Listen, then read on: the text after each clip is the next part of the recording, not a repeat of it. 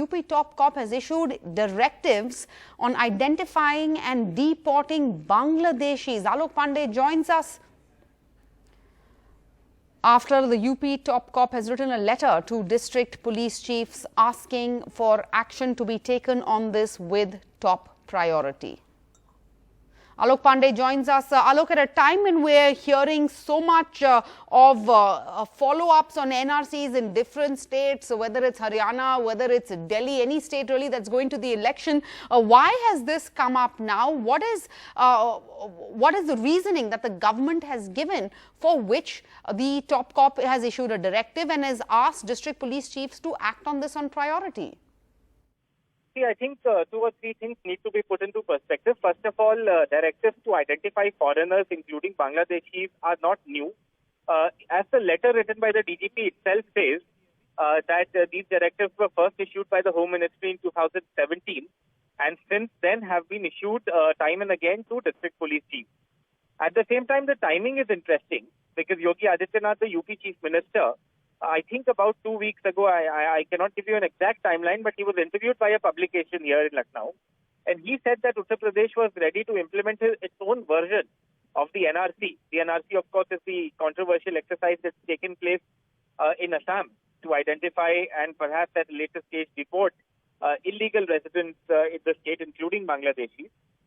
So Yogi Adityanath was asked a question about it, and he said that Uttar Pradesh would not hesitate to implement a version of the NRC as and when it was required.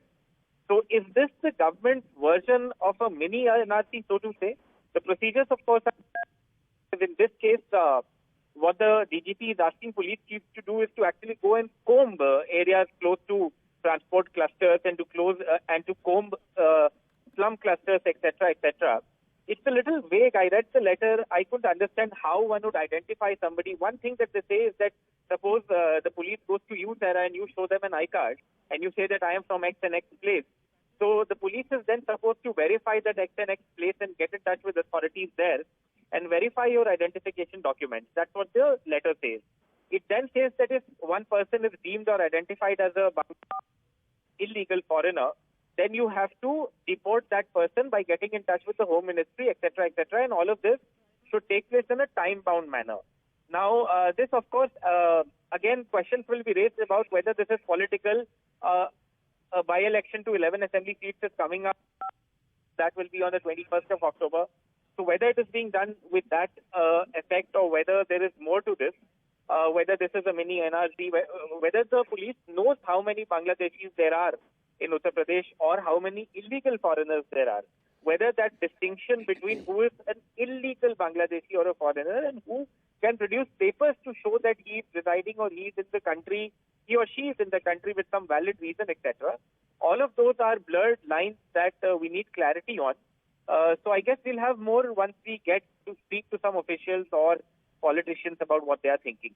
All right, Alok, I'm going to let you go ahead and do that to find out more. But since you've looked at the letter, the obvious question that arises, that comes to mind is how is this going to be implemented? Because it's worrying. Does this mean then that everybody has to always in the state have some form of identification papers on them, which, can be very difficult for the people? And does this open up a window for misuse of authority? Does this mean police can go into anyone's homes, offices, interrupt their days, wherever they are and ask them for identification papers?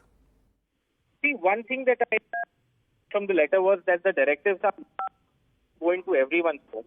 The directives are for the police to go and comb clusters that are close to these transport hubs, for instance, railway stations, for instance, bus stations, and go to slum clusters or construction sites, etc. But you're very right, all of this can be misused. And what is the safeguard check in place? That is a question to ponder over. At the moment, we only have the letter with us, so we don't know the answers to these questions. Also, I don't think it has started. I mean, they aren't doing anything on a daily basis for us to qualify it and say that what they're doing is right or wrong. But I think we'll have to wait a few days, Sarah. The letter itself is interesting, and the fact that they've chosen to reiterate all of this right now at this juncture, I think that in itself is an interesting story.